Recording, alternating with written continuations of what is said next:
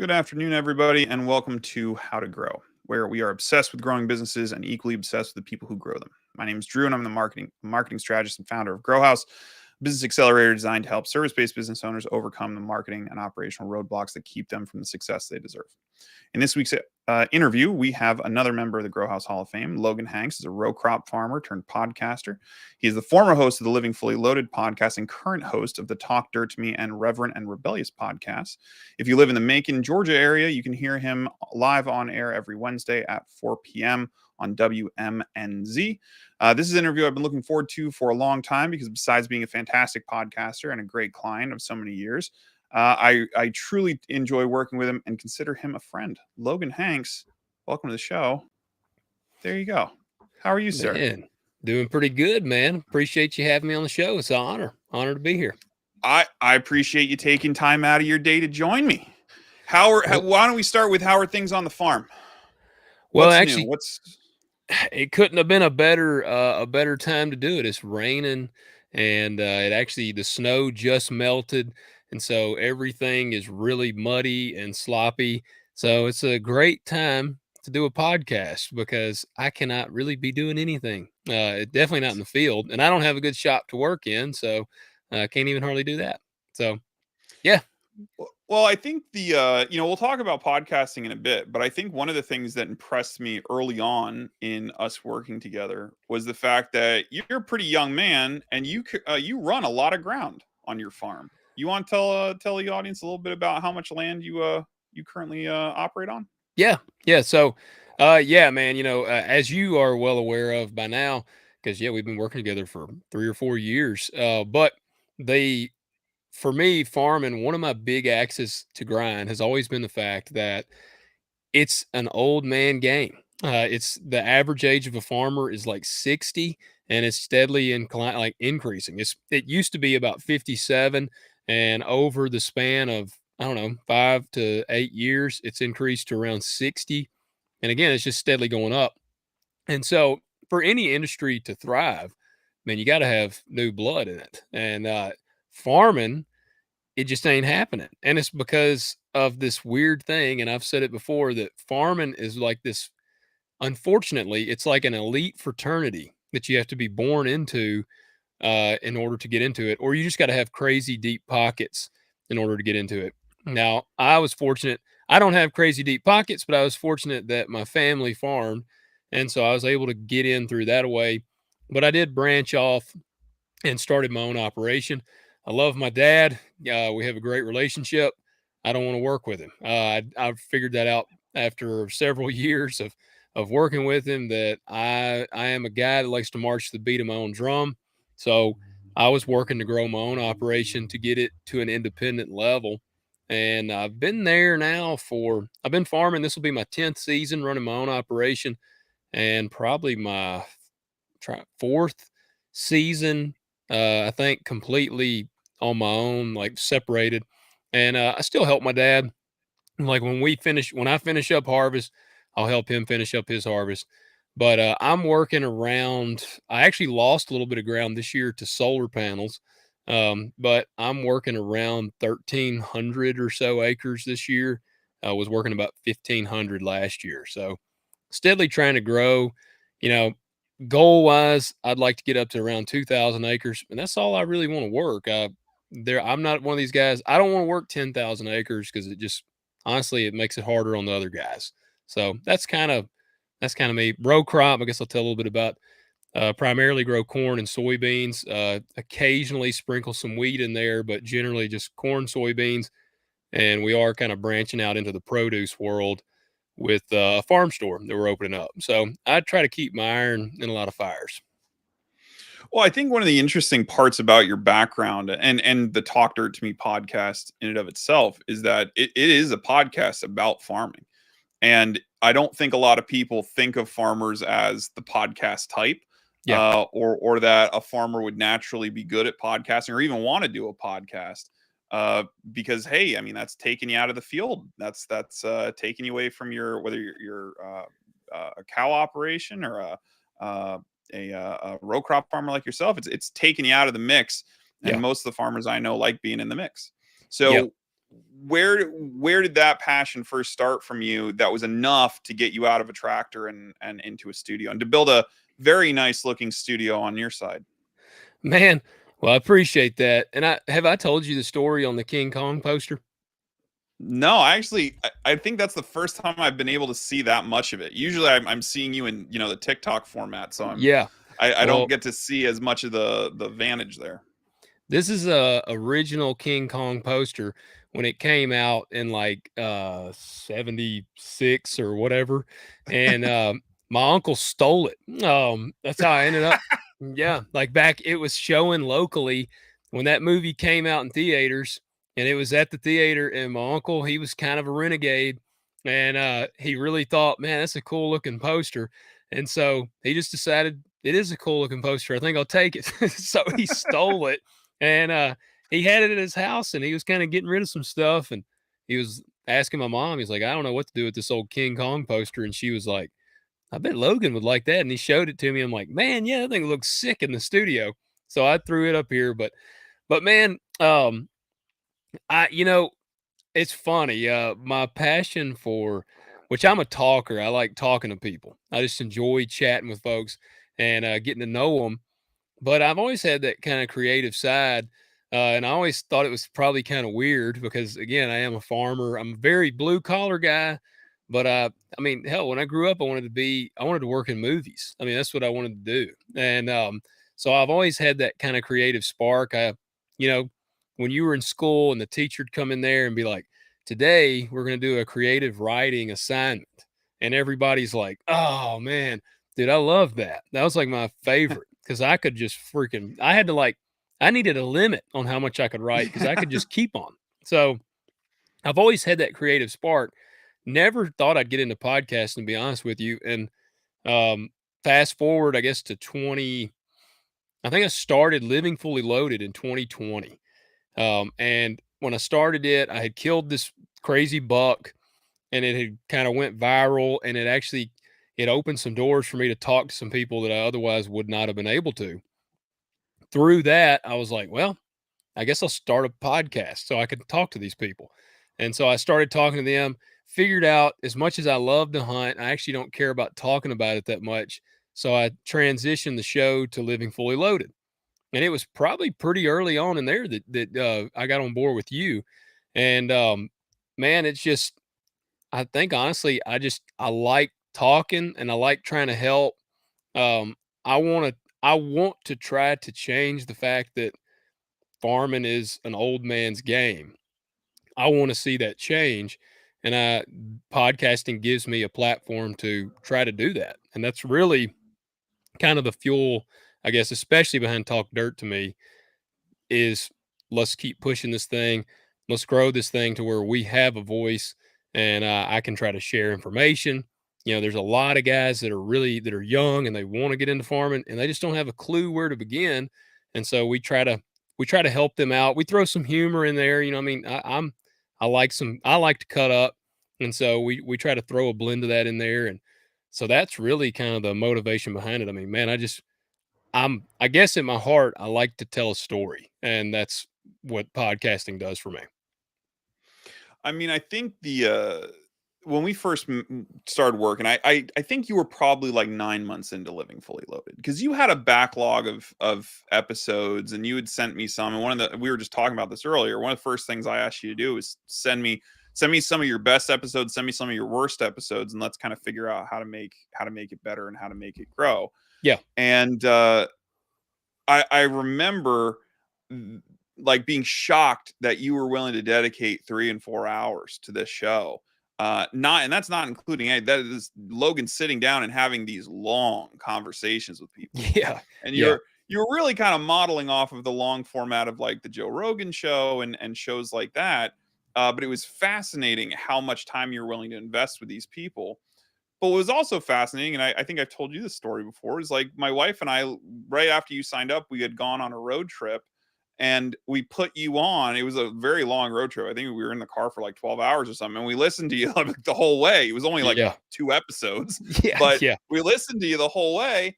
And like by the time I felt like I really knew you because you just had such a natural ease talking to some of these people. And then we got to the episode, which wasn't your good episode. Yeah. And it was Yeah. like, wow, this is, the guest host dynamic is really important here. Yeah. Which brings me to the next kind of turning point in your journey, which was, kind of walking away from Living Fully Loaded and putting your time and attention into Talk Dirt to Me.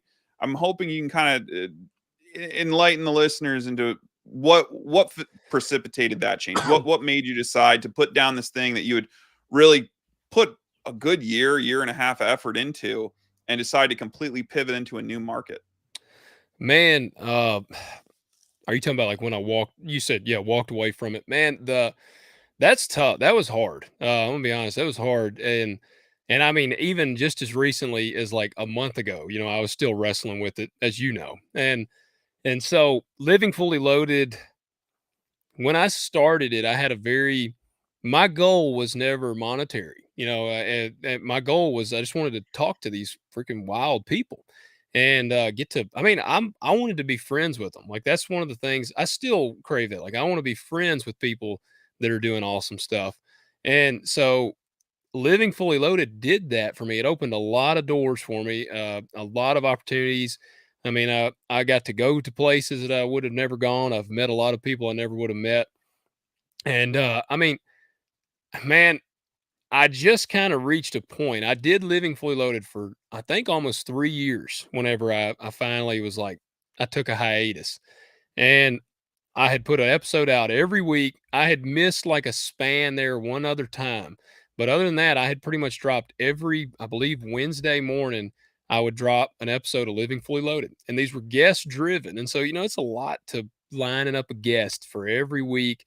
And yeah, dude, I mean, some of my episodes, I did a few that were over 3 hours long. Like, they were, man, to me, if I had an episode run past like 2 hours or 2.5 hours, I was like, this thing is killing it. Like, and I mean, it might not be Yeah. anybody else listening at this point, but we're having a great conversation. And it would go anywhere. We didn't shy away from, religion or politics or any of that stuff. And so it was just honest conversation. But it got to a point for me where I enjoyed pretty much everybody I talked to. There's a handful that I really didn't enjoy, but for the most part, it got to a point where, man, it kind of lost its fun, and it just became a chore. Like, I was finding myself like stressing because I got to get a guest lined up, and then I had picked up more farm ground, and so I got to get a guest lined up. Well, I got to get beans planted. There were times when I'd have to come out of the field, like I said, from planting beans. I'd have to run here and record for a couple hours, and then go get back on the tractor, and then I'd have to carve out some time to edit that. And man, it was taking away more than it was giving at that point. And so I just finally said, I'm just gonna step away, gonna take a hiatus, see how it goes. I was doing Talk Dirt to Me. I don't, honestly, if I wasn't doing Talk Dirt to Me, I don't think I ever would have been able to walk away from Living Fully Loaded because, man, I need a place to talk. I need a place to get my thoughts out. And so I needed that. And so getting away from that, and man, I mean, I guess it was a month ago I had the idea of revamping Living Fully Loaded because I'm kind of back in that place where I miss those people. I'm still in contact with a lot of people that from that show, but I miss making new contacts. And so I told Drew, I was like, man, I might relaunch it. I sent out all these DMs, did all this stuff, heard back from like two, and realized at this point I was basically starting back at ground zero. And I just don't have it anymore. I don't have that desire to do that anymore. And to me, man, it just podcasting ultimately, yeah, I like to. It is a business, but it has to be fun because I stress enough as a farmer. I don't want to take on something else that's like keeping me up at night because again, I'm sleeping little enough as is as a farmer. I don't need to reduce that even more with my podcast. So that's kind of where Living Fully Loaded had gotten for me. So I think one of the interesting takeaways from that is the fact that, like, when you have a passion project like that you're really in love with, it is really hard to let it go. But you do come to the kind of point where it's like it's worthwhile to let this go because it's taking more than it's giving. Yeah. But that like inkling of like lost love is still there. And what was funny is when you were going through that process, and man, maybe I'm gonna go back out there, I'm gonna try this again. And then you came back like the week later and you're like, yeah, no, it's done. Yes. And it was Yep. like, it was kind of like running into an old girlfriend that you were kind of forlorn about, and then you're like, no, there was a reason we broke up. Like there's a Yep. clear reason Yeah, this that didn't was a work out. great analogy whenever you said that. I mean, that's really what it seemed like watching you go through, was this thing that you so badly didn't want to let go of, and then when you finally got a little bit of a taste of it, you're like, no, I'm good leaving that in the past. Like Yes. I'm okay moving forward without it. Yeah. So moving forward in the timeline, how did you come up with the concept of Talk Dirt to Me? Because I think, Living Fully Loaded was a pretty you kind of had that concept of making those initial connections, and then like, all right, I need to build a platform so I can meet more of those people. And Yeah. then in general, the show was like, it was a man's man show. Like it was just like, cool. I think when we first talked, I said it reminded me of those old like magazines, like Boys Life magazine, where Yeah. you'd go into the back and it would be like a story of a man wrestling a bear with his bare hands or Yeah. something like that. Yeah. Like that's kind of the vibe the whole show had, and had a very like clear kind of perspective. When you were thinking of doing an agriculture show, did you know it was going to take off, or was it just like, well, I need something to talk about, I know a lot about farm, maybe people will listen to this? Man, I don't I had kind of mixed thoughts because I'm pretty active on Instagram. That's like my main social media that I use. And when I would post some farm reels and stuff, like sometimes they would just really light up. And so I was like, man, people seem like they're really hungry and kind of interested for this ag stuff. There's a lot of guys there's I say quite a few. There are some farming podcasts. There's and some of them are pretty unedited. Like there's some that put me and Bobby Lee to shame with some of the way they talk. But Mhm. they're not Southern farmers. They're not. They're most of them are not our age, doing the young farmer thing. And again, we try to blend some good humor in there. But I'll tell you where I talk dirt to me. I actually came up with the name. I was in a tractor, and Bobby Lee had been on Living Fully Loaded with me. We did some episodes. I called them like the American Farmer. We did like 2 or 3 episodes. They always did really well. People really enjoyed them. And Bobby Lee and I, we had good flow on there. And so I was like, man, this is fun. I always have a good time. We drink a few beers or some whiskey and record. And but I was in the tractor one day. I don't know where it came from, but the name just popped in my head. I was like, Talk Dirt to Me. Like, dude, that is a perfect podcast name for ag. And I remember I just texted Bobby Lee and I was like, dude, we're starting a farming podcast. We're gonna call it Talk Dirt to Me. And he was like, I don't know when I'll have the time. And I said, you're gonna have to find the time because we got to do this. And we started out recording at 4 in the morning on Thursday mornings. And I wanted to blow my brains out because man, that was horrible. I'm more of a night owl. Like I like Yeah. on my Living Fully Loaded, my real long episodes, it's because I would record at night. I'd come out here to the studio, set up the podcast, and I might have a guest coming on at 8 or 9 o'clock my time. I'd pour me some bourbon and we'd record 3 hours later. I'm a little buzzed off the bourbon. We've had great conversation. I'm going to bed at like 1 o'clock in the morning. I don't want to get up at 4 o'clock in the morning to record. So we started that out. And then now I have luckily gotten Bobby Lee. We record actually tonight. We'll record about 8:30 or 9. So I've gotten him switched to the nighttime recording. But man, it honestly started with a name. Like I just felt like the name was a very, I guess, marketable name. I was like, this is a name that's really got a lot of it has that kind of humor edge to it. Talk Dirt to Me. We warned our listeners when you search for it on Spotify or Google, you might see some like dirty podcasts pop up too. So we're the one with the farming, not the like woman for the logo. And so it's just I feel like it kind of matches our humor and our energy a little bit.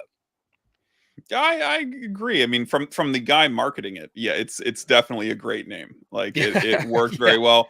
Well, and the thing that kills me about you is that you are not the talk first and then do stuff later. You're the do stuff and then talk about it later. You Yeah. didn't even tell me you had this other thing going until you were like 10, 15 episodes deep. And you're like, hey, did I ever mention I have this other podcast that like it's actually kind of doing well, and we've grown to like 100. What was it? I think you were at like 100 subscribers before you Something. Yeah, actually we were. told me.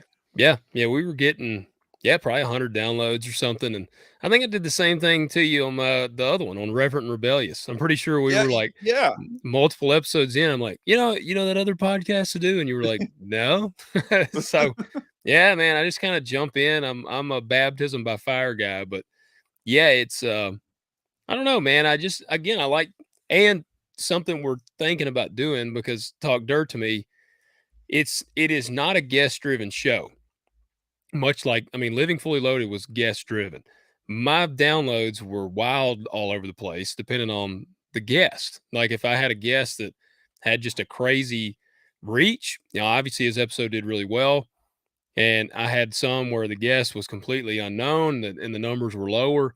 And that was extremely frustrating because I had some people on that were pretty unknown and they had just the coolest stories and they were great guests and it would drive me nuts.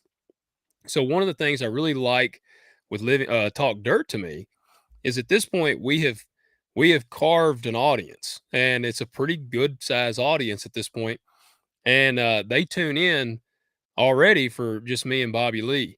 And then we sprinkle the guest episodes in there. And I was actually just telling Drew before we started recording that I had just put a poll up, was asking about doing guest episodes, and they all sound like they like the idea of us dropping a guest episode maybe once a month or something.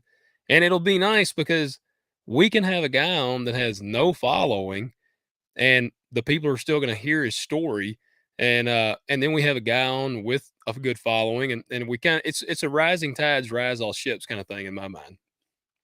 Well, let's talk about that, because I think one of the things that came out of more recent discussions, I don't think we really were talking about this too much when we started marketing Talk Dirt to Me, but was this idea that this isn't just a fun thing for you to do on Thursday nights, but there is a sense of activism here. Yeah. Uh, for those that aren't in the farming sector, can you just give us the rundown of and you touched on a little earlier, but what's happening and what you're really trying to accomplish with the kind of activism and the flavor you chose? Yeah.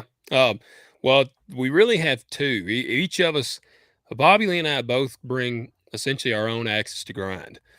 And in order to really make them do anything, we need a pretty large amount of exposure because we're going up against pretty big machines, is what I would say. Mine, like I said, is really this lack of entering opportunity for young farmers, not even necessarily young farmers, just beginning farmers. If a guy's 50 years old, but he's always dreamed of being a farmer, I want him to be able to be a farmer. And, you go back 100 years, 90 something percent of the population farmed in some capacity. Now it's less than like it's like 1 point something percent of the country is a farmer. And that's just, man, that's not good. And so I'm trying to combat that. And you know, I'm a lofty goal guy. Like when I have a dream or a vision, like, man, it's to the max. Like my ultimate goal would be we have an episode where Chris Pratt comes on Talk Dirt to Me and we talk about these issues and we get Chris backing us up.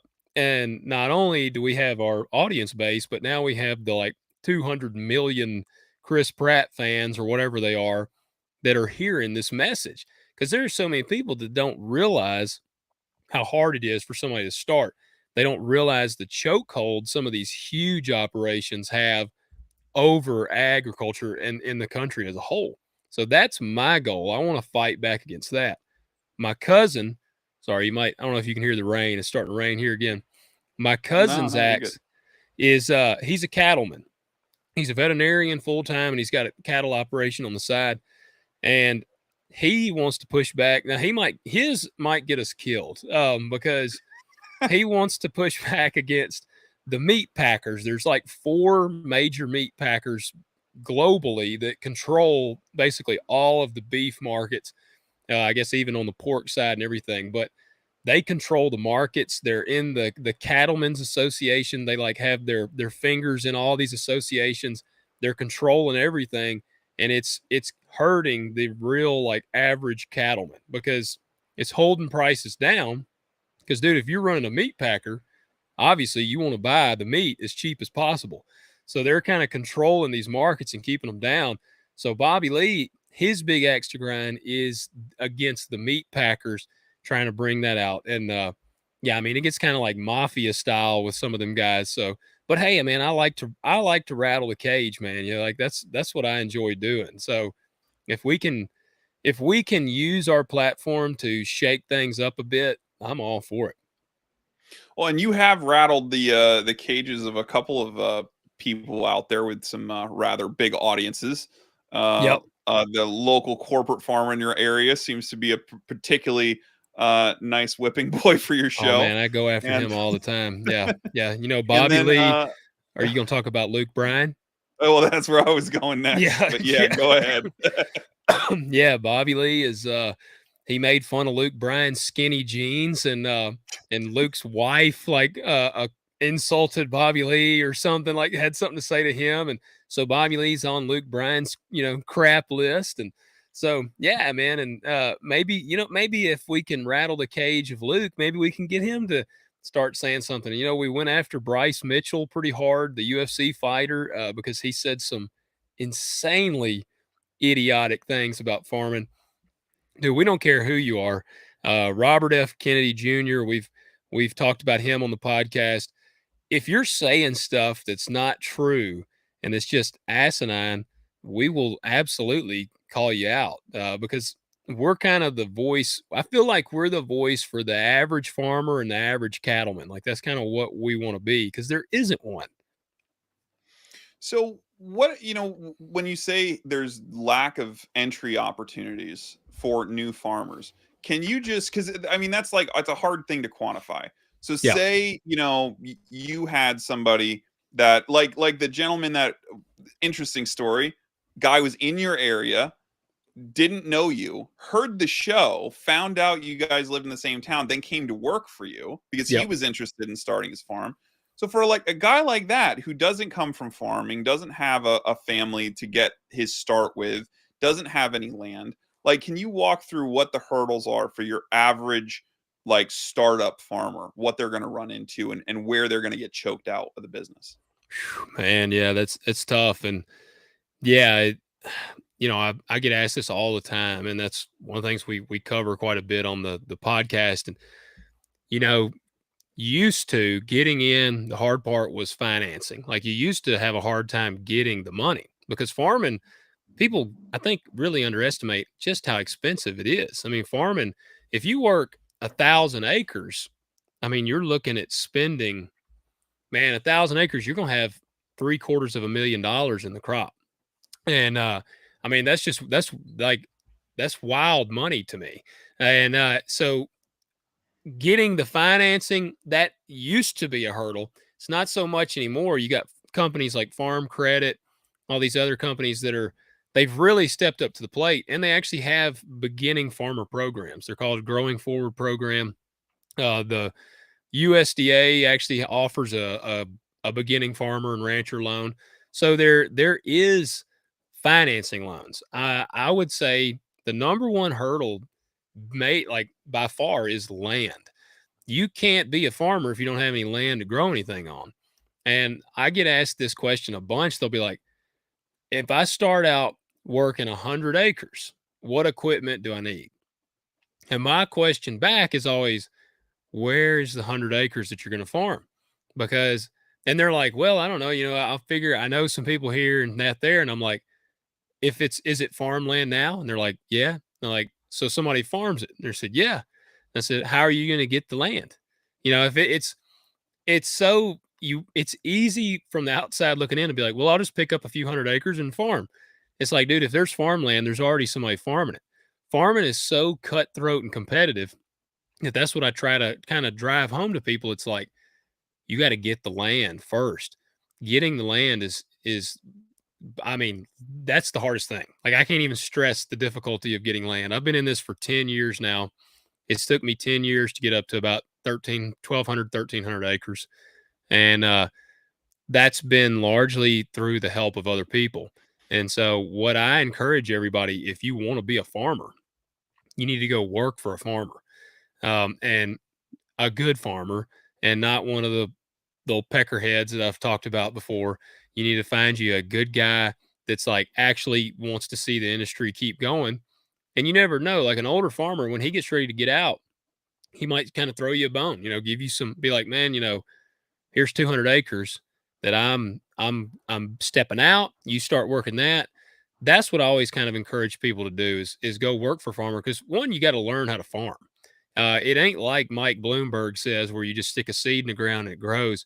There is a lot that comes into farming, and so you need to learn how to farm. So go be with a farmer and see how to farm. And that's exactly what the dude did that reached out to me. And yeah, it was through Talk Dirt to me, and now he's a great friend of mine. And man, I don't tell what he does a lot. I think I've shared with you off air, but he's in an elite group in the military, and that is right up my alley. So like we're like, he's wanting to hear farming stories. I'm wanting to hear war stories. So we share stories all the time. But um, man, definitely land. Land is the hard part to get in. It's just there's only so much of it. We're losing more every year. Like I said, I lost about 120 acres to solar panels, and if you can get the land, equipment is astronomically high. So figuring out how do I make this pencil out, that would be problem number two.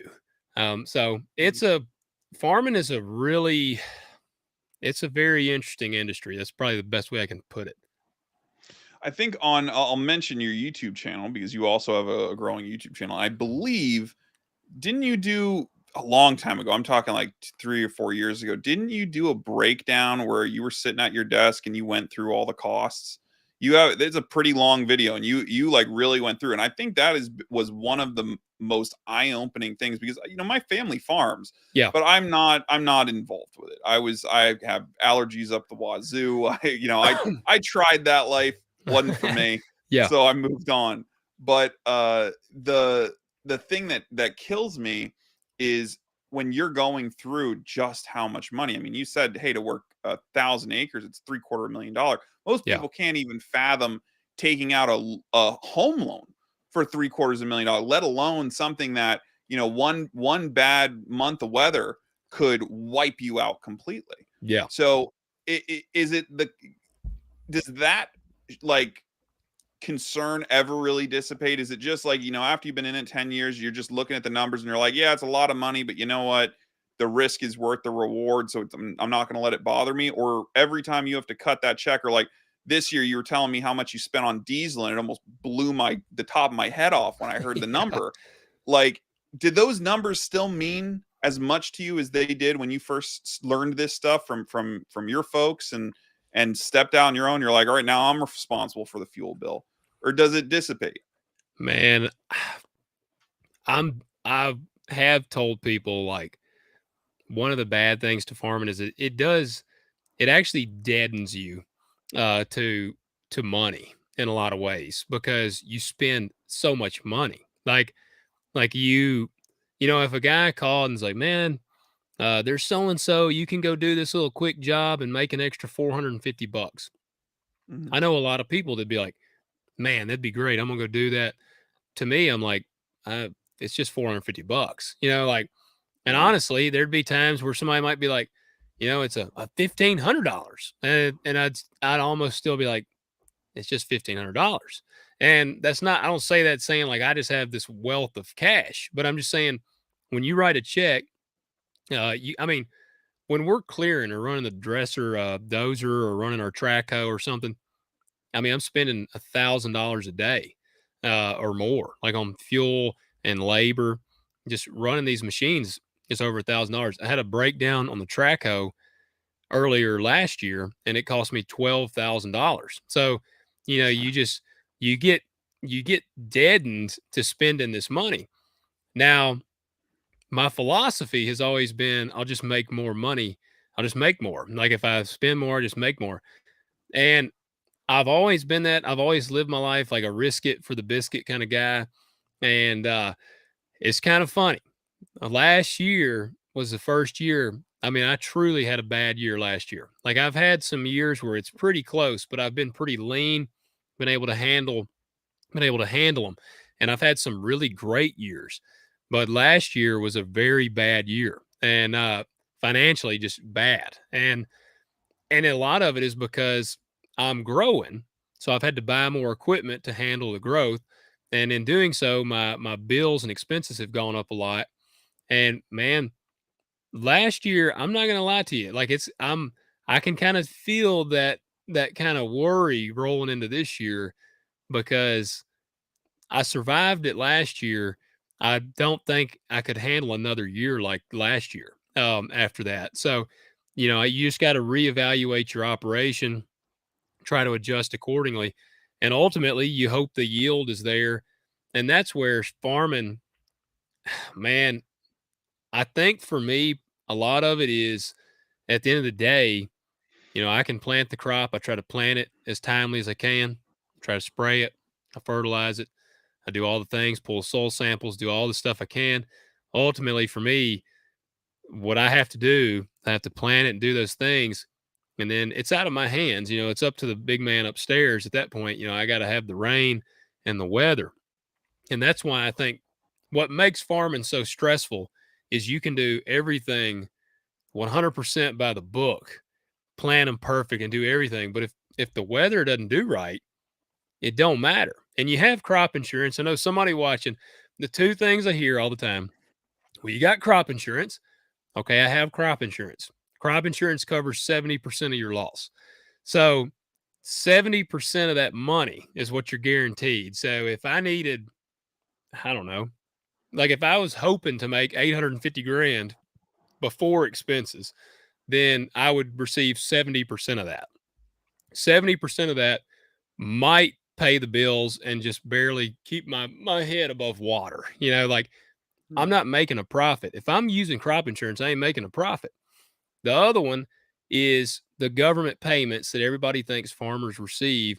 Uh, you don't get the days of big subsidy checks are gone. The last time I actually received like what I would consider a decent payment from the government was when Trump was in office and it was the trade war with China and he did an MFP payment. I got a payment from them. I don't remember. I mean, I'm very open. It was probably $60,000 and 60,000 to somebody. They're like, well, that's a year's salary. I'm like, yeah, okay. Well, I had $700,000 worth of bills. So, it just goes into that and help try to flow me into the next year. So the payments, they're not what people think they are. But man, it's just, I don't know. I know that I stress more. I mean, my beard, I got a lot more gray coming in my beard. And I did also, when I had kids, that kind of started. So I don't know if it's kids or farming, but I stress way more than I ever did. But I just love what I do. Like as stressful as it is, I can't imagine really doing anything else. Well, I will say, I do believe when we first met, you did not have quite the gray fox looking thing down here. No, So no. I was when we jumped on here, I was like, man, I don't see any gray Harley and Drew's. Like, are you doing some just for men, or is yours just holding strong? spray paint every day. I Spray just put a paint, piece yep. of cardboard under this and just, That's what I need that's to all I do. have to do.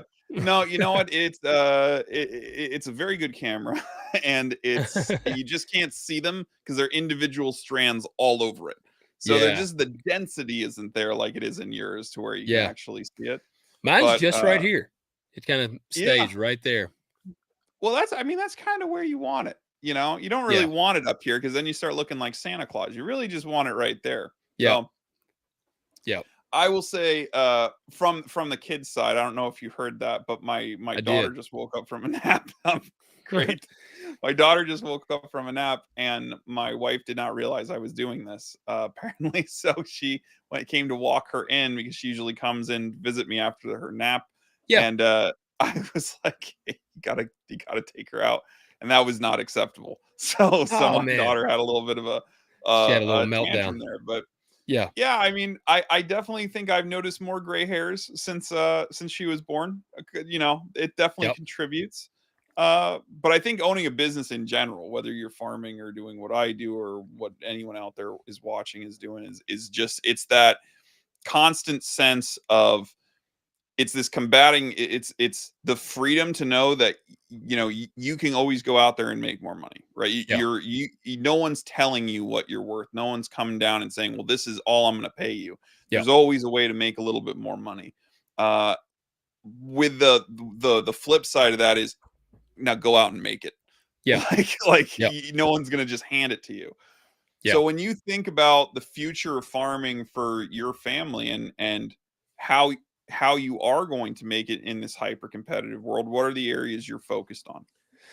Well, actually, it's doing the podcast and my YouTube channel is kind of something that I kind of leverage a little bit in the sense that primarily I'd say actually probably more my YouTube channel because it is just LH Farms. It's just me, and it's kind of I show my day to day stuff that I'm doing, and I also do breakdown videos and man, I have a few landlords that watch them, and so one of the things is I've encouraged people. All right, if you're going to get into the industry, you got to stand out.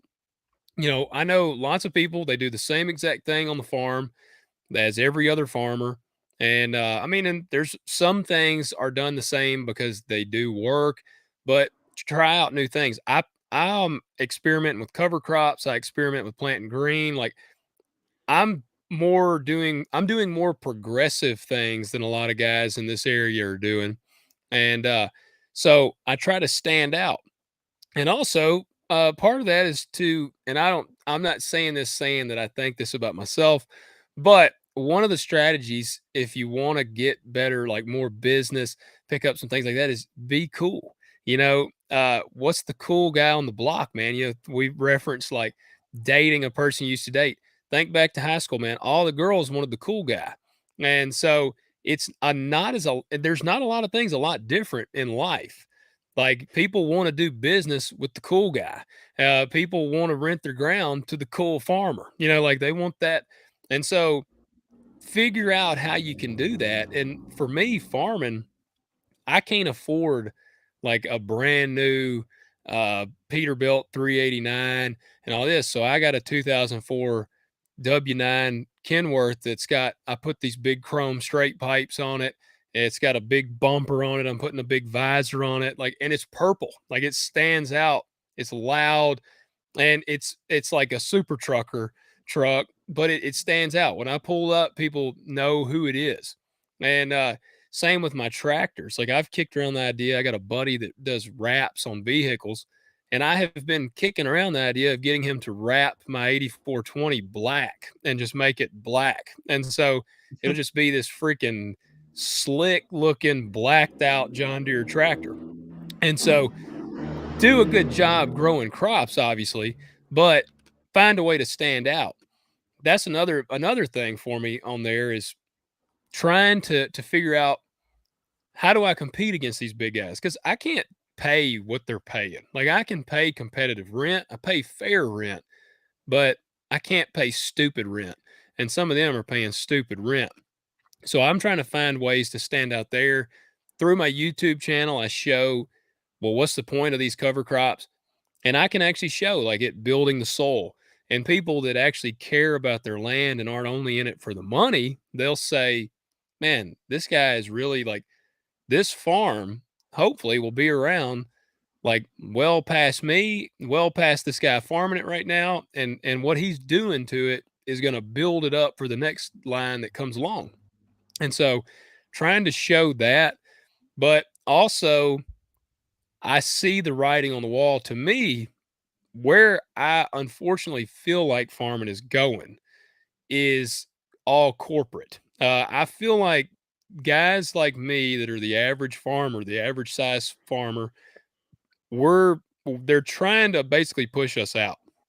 And you're seeing that with equipment cost and everything. A brand new combine is like, I think $600,000 or something now. And I mean, by the time I could afford it, it would be so wore out. I'd have to work on it all the time. So the equipment cost is pushing out the small farmers. It's making it where you got to get big or get out is kind of the phrase that I hear. And that is going to dynamically shift everything.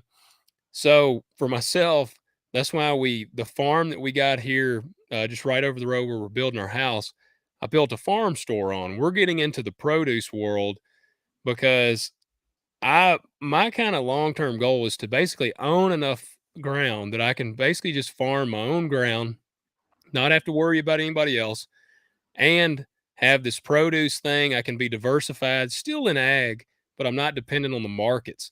And so that's kind of what I'm doing. I'm trying to kind of spread myself out a little bit more and not need every bit of my income has to come off of the row crop side. Some of it here comes from produce.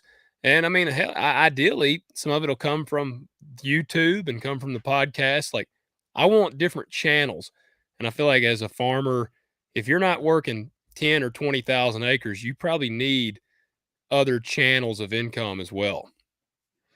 I think your comment about the popularity contest is really true because that really is so much of this business, any business is reliant on people's perception of you. People Yep. have never heard of you. If you just come out of the woods one day, it's like that is a low trust situation because it's not like it was back in our parents' day where everybody in the community knew each other and, oh, that's Yep. Logan. Yeah, you can trust Logan. He comes from good stock.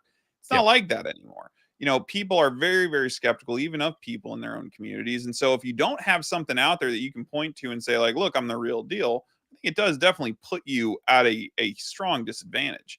Yes. Speaking of which, and diversifying income streams, I want to talk about last summer from your perspective, because, January, February, March is kind of the slower season for you. Yeah. And that was right when I think it was January of last year where you came to me and you said, I think I'm getting ready to put Living Fully Loaded down. I think you had a bunch of stuff in the can. Didn't you have? I think you had till January to like mid-February or March. You had enough episodes in to last. Yeah. And then you're like, I don't know if I want to do it after that. And Yeah. I think right around February or March is when we started, like, that's when you brought up Talk Dirt to me. And I was like, this is a great, like, there's something here. Yeah. Let's focus on this instead. So from that starting place, from when we first started working together, what was your perspective at what was going on? Like, did you, because I know from our side we were blown away by how quickly things took off. But from your perspective, what did it feel like going through those next 4 months with us? Oh man, it was wild. You know, I wish I could remember. I'm thinking when we started that, we were getting, I don't know, like I said, we probably had 200 at that point. We had been doing living or Talk Dirt to Me for a couple years. We had like a couple hundred subscribers, and I mean, Bobby Lee and I, and I've told you this, both of us, we were terrible at marketing. Like, we were terrible at marketing Talk Dirt to Me. Like, I would market Living Fully Loaded and share this stuff, but for some reason, Talk Dirt to Me was like the redheaded stepchild, man. We had it like in the back. We literally did it every week. It was extremely consistent. Like, I don't know why we treated it so badly, but we just kind of stuffed it in the corner and just were like, whatever, it'll be there. And man, when we were like, all right, let's really do this, and y'all started y'all have made me a believer in the clips, the like 30 to 60-second clips. That was a huge game changer. And man, and I've told multiple people that. Like, if they ask me about podcasting now, I'm like, you got to make clips from the episodes that you can share. And it was awesome because, oh man, I think the first month we like, what do we see? The first month we like tripled where we were at, I think. And then the next month was like 5 times where we were at. And I mean, it was just skyrocketing. And the cool thing is it held. Like, it wasn't like a flash and then it, fell off. Like, our audience per episode, they remained. Like, it jumped up a whole bunch more, and they stayed there. and it's just been kind of a steady thing. And man, it's I mean, it feels good because you'd put so much time and effort into something. I mean, you want people to listen to it. Like we've been doing it for years, and it's like, man, I want people to actually tune in if we're doing this, and it's again pushing us closer to that goal of actually, getting to a level where we can say some stuff. We got enough exposure that it rattles the right cages. I think the clips, the other benefit that the clips really played, and I don't think I wasn't expecting this as much, and I think it surprised you as well, was how often those clips would then lead people down the rabbit hole to go check out 5, 10, 12 episodes deep Yep. of the podcast. And now it wasn't just the new episodes that were getting spikes in listenership, your whole catalog, stuff going back all the way to the start.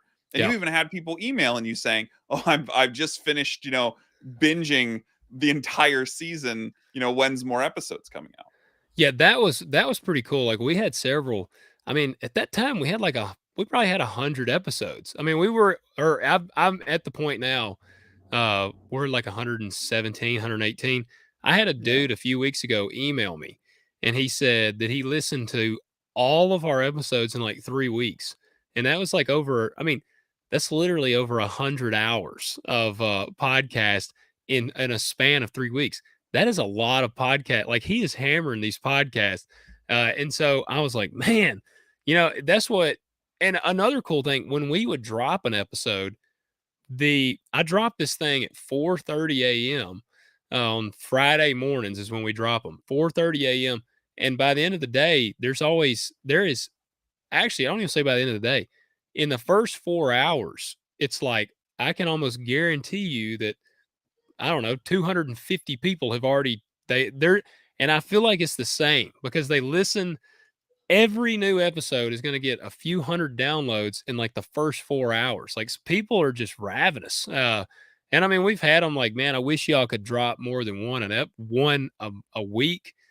But man, with as hard as it was to pin Bobby Lee down for doing one, I don't think. I mean, again, I've got my iron and so many other fires. Like I think we're pretty solid with one a week.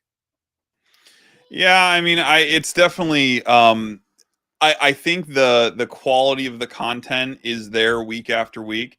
And I mean, I still go through and approve all the clips that end up getting posted on social, and making sure that the content is where it needs to be and is going to capture people's attention. And the thing that I think, for anyone out there listening that's like, "Well, I'm not a farmer, this isn't really going to be the show for me," you really should listen to the show, because it's fascinating how you're not talking like chemical formulations, or like this really high-minded stuff that no one can relate to. Yeah. Everything you talk about is really down to earth. It's really grounded in reality. And I think some of the best conversations you've had have come from listener questions and starting to involve those listeners in, which I believe really took off once we started to have that scale of having all these people that would tune in. That's what really gave you the ability to reach back out and say, like, "Hey, if you got questions, send them in." So can you talk about what's that been like in terms of, like, are you just like flooded with emails all the time? Are people coming to you through all the different channels? Or have you kind of filtered it down into one consistent, like, all right, they're going to email here's going to be the questions, and I know like every week we're going to have 5 or 6 questions? Man, the listener questions come in spurts.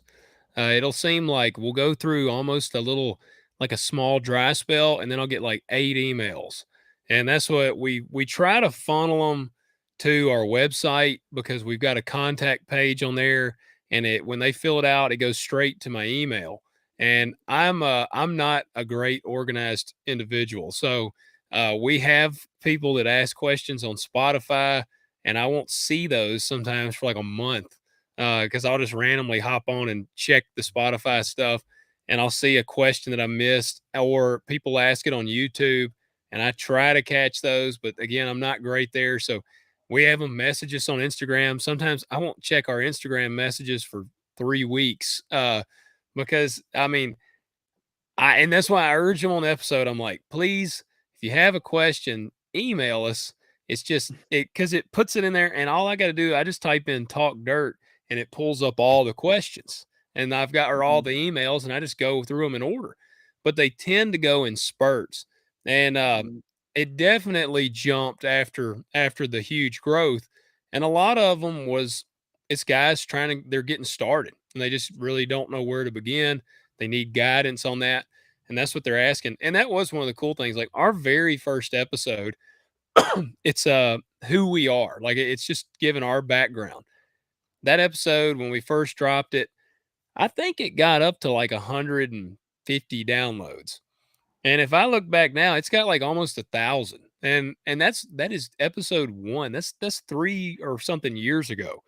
Man, I can tell you I am not the guy that you want as your podcast listener because I'm super sporadic. Like I might go 2 months without even listening to a podcast, and then I'll be on a tractor, and I'll just be in a random mood, and I wanna listen about the Waco, conspiracy against the government, and I'll find a podcast series and binge it, and then I won't listen to a podcast again forever. So, I'm not the guy when I find a new podcast, the last thing I'm gonna do is go through your old stuff. I'm like, "What's the newest episode?"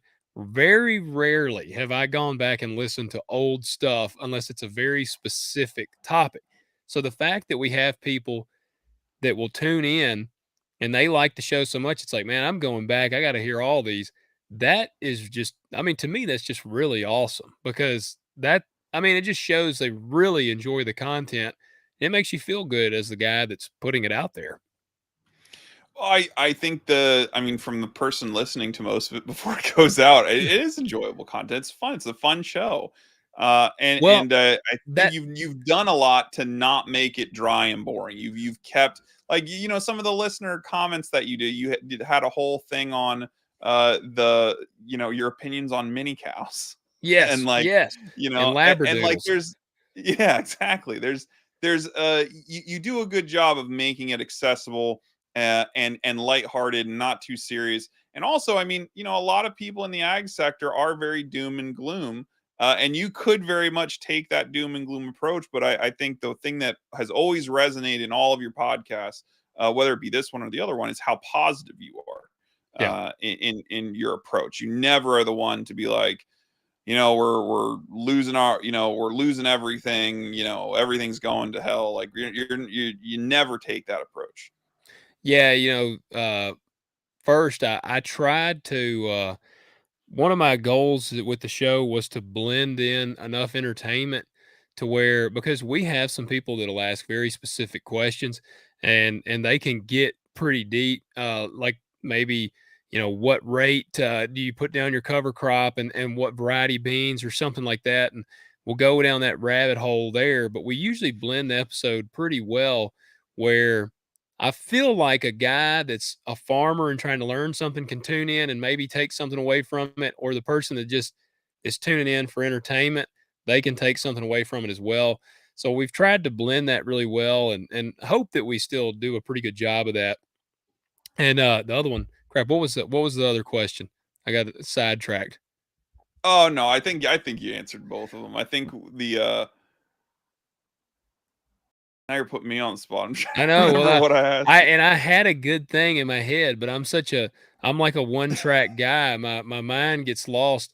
But yeah, man, I'll tell you, talk dirt to me it is actually it's funny how easy that show is, and it's because it's what I do every day, and it's what Bobby Lee does. Like living fully loaded would it would take quite a bit of like my I don't know, I don't want to say emotional capacity, but like, it just kind of would wear you out because you're mentally going in there and I got to figure out how to flow this conversation and guide it.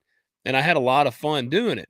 But like talk dirt to me, man, I mean, Bobby Lee and I, there's literally been times where we show up in studio to record and it's like, do you got a topic? And he's like, man, I don't. And I'm like, me neither. And we do an hour episode. Like it just so like it's just it's what we do. And so it just comes naturally. And then it does give us the ability to talk about things. And like I said, man, we're not afraid to get a little abrasive, like Labradoodles. I hate those. I think the doodle breed of dog is like, I mean, it's just a terrible breed of dog, and I can't stand it. And I don't like mini cows because they're way overpriced, and I'm not afraid to share that on there. And we've said before, because we have offended people, and we've had people write us angry things on YouTube, and we're like, okay, there's other podcasts, go away, like like shoo them away. And so that's kind of the approach we take to it, and that's just what you're gonna get with us.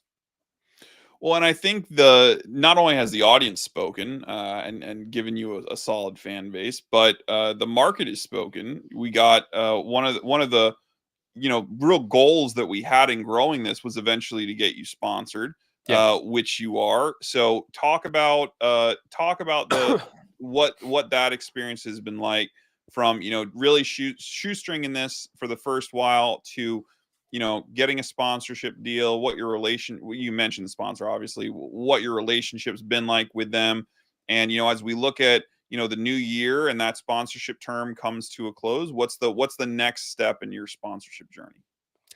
Man, the sponsorship thing was funny. We had talked to you about it and kind of were working up a plan, and that's what I mean, I was footing the bill of the marketing, and I had done. I pretty much. I told Bobby Lee, I was like, man, we got to get a sponsor. I was like, because we got to keep doing the marketing. But I was like, I'm one. It didn't help. I just had a terrible year financially, so I'm like, we got to get a sponsor, and so dude, we didn't put it out there. I feel like a week or something, maybe two. I don't even think it was 2 weeks. We put it out there that we were kind of sponsor hunting, and Ag Zaga, they're like an online tractor supply, but they're based in Missouri. American owned, great group of guys. And that dude reached out to Bobby Lee, and he was like, I want to sponsor y'all.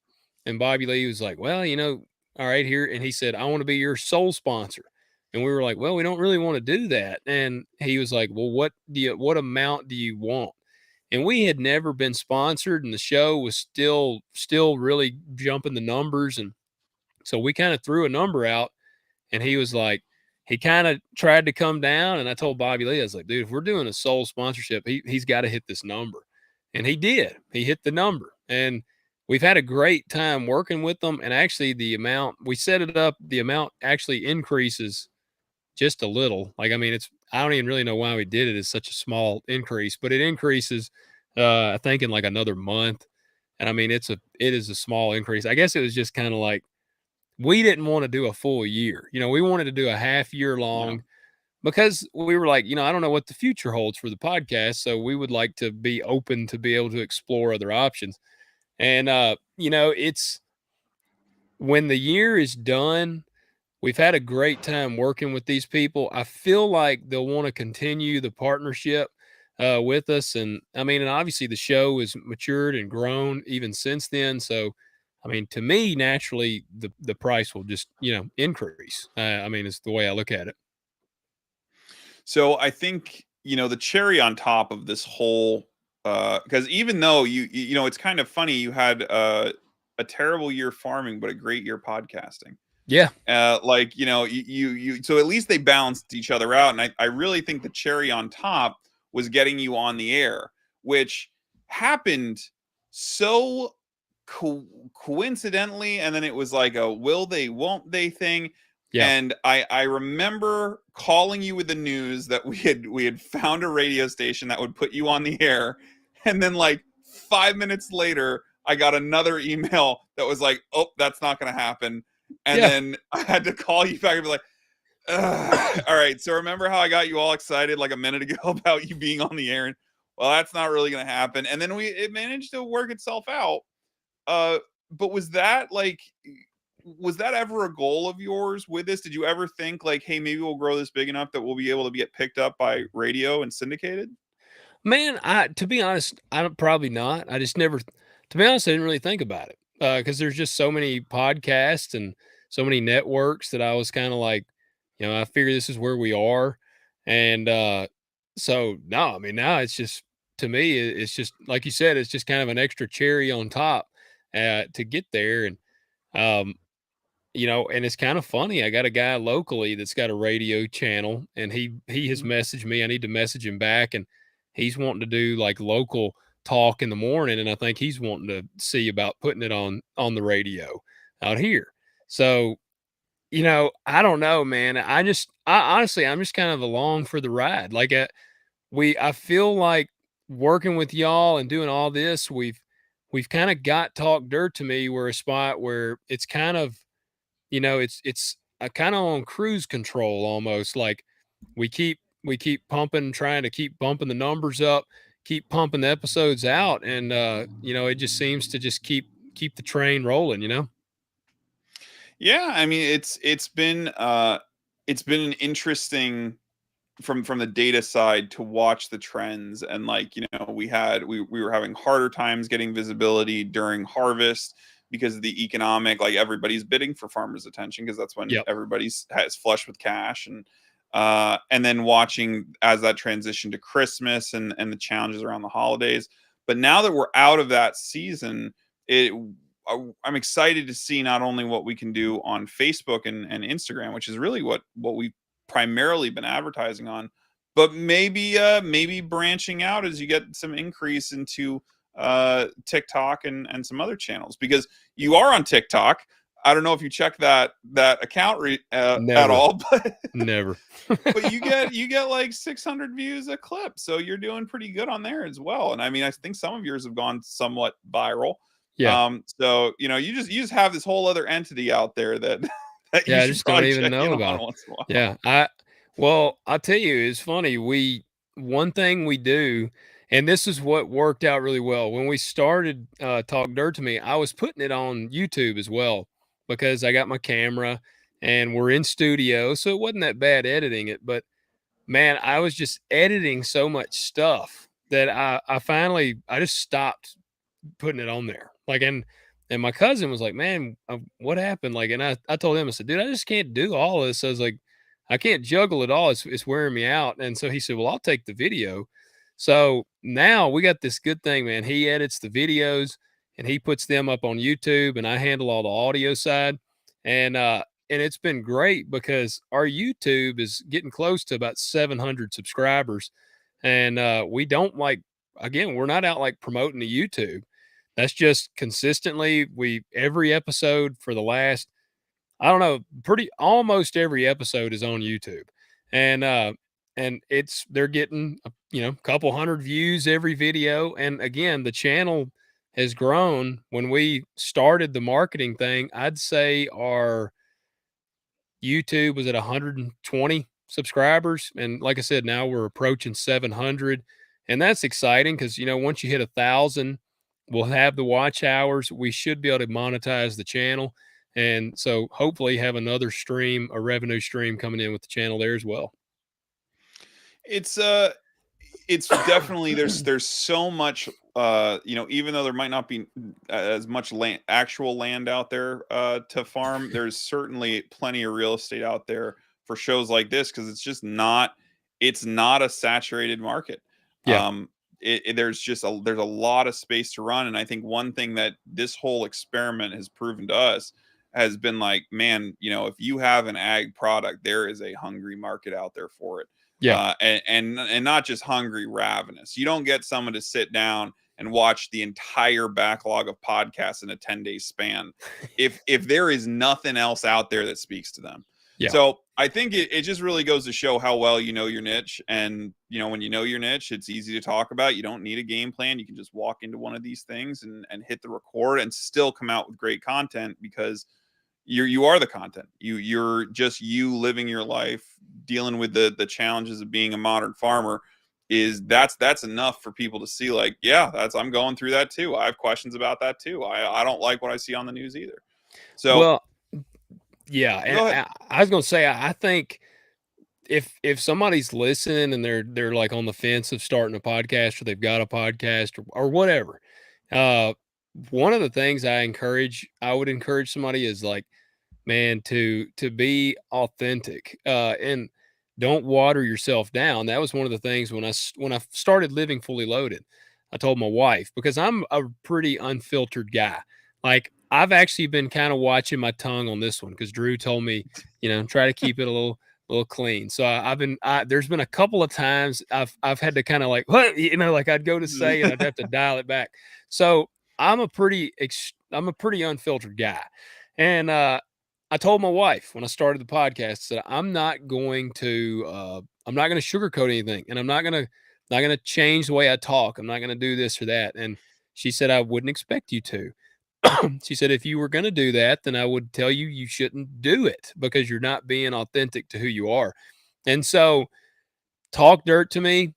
You can get on there. I mean, there has been episodes where we go deep in farming. There has been episodes where we spent 20 minutes talking about Ruby Ridge and how the government overstepped their bounds and like how we're basically ready to lead some anarchy. Like, I mean, you never know what you're going to tune in for, but you pretty much know who we are. And the things that I say on Talk Dirt to Me are the same things that I would say to somebody if I ran into them in the grocery store. Like we are the same all the time. And I urge people, like, I think today what we need more than anything is just authenticity and being who you actually are. And I feel like that will help you more than anything. Because man, like if I go to a SHOT Shows this week, I told Drew off air I was kicking myself for not going. I will be there next year, God willing. And if I am at SHOT Show and somebody runs up to me, I will be the same Logan at SHOT Show that I am on Talk Dirt to Me. And man, that's what I want people to do. Just be true to who you are. And I feel like you'll see better growth doing that than like trying to be Joe Rogan or whoever, like the millennial farmer, like trying to be these guys. I just don't think that it pays off as much as just being yourself. Logan, I think that's a great place to tie it off for today. I cannot thank you enough for giving us time out of your schedule. I'm glad I scheduled you for now because I know in another couple weeks this would have been an absolute no. So I'd I'm have glad. squeezed it in there. Well, I'm sure you would have. But I'm so glad to have you here and to go over your story. It has been absolutely fantastic 4 years, 3 years, 10 decades. I don't know how long working with you. I am so excited to see what this year brings just in terms of the show itself, your new produce stand, your new YouTube channel. Before we get out of here, give them all the plugs. Where can people find you? Yeah, man. So I am most active on Instagram. That is at lo.hanks, just lo.hanks. Try to keep it simple. The Talk Dirt to Me website is talkdirtpodcast.com, and you can listen to it anywhere. It's on all the platforms. It's on YouTube if you want to watch the video. Uh, Check us out on there. Trying to think anything else. I mean, Living Fully Loaded is still up. Like, you can go check it out. Hey, some of those episodes were awesome. Like Ed Calderon is still one. Like I tell everybody, check it out. That's still up. But my YouTube channel is LH Farms. You just type it in the search and it'll be there. Or like I say, look me up on Instagram and my LinkedIn or Linktree thing is there and it's got all the links to it. So you can check me out all those places. And man, and Drew, I appreciate you having me on, man. Like I said, it's been a blast working with you. And like I said, at this point, like I look forward to our phone calls as much chatting with my buddy as I am working on marketing. Like you are a friend, and I've enjoyed working with you. I truly appreciate that, Logan, and the feeling is mutual for sure. Thank you so much for doing this. Thank you all for tuning in and watching this. Be sure to like, share, subscribe, do all that stuff, and I'll see you Tuesday, 2 o'clock. Have a good one, folks. Thanks a lot, Logan. Thank you.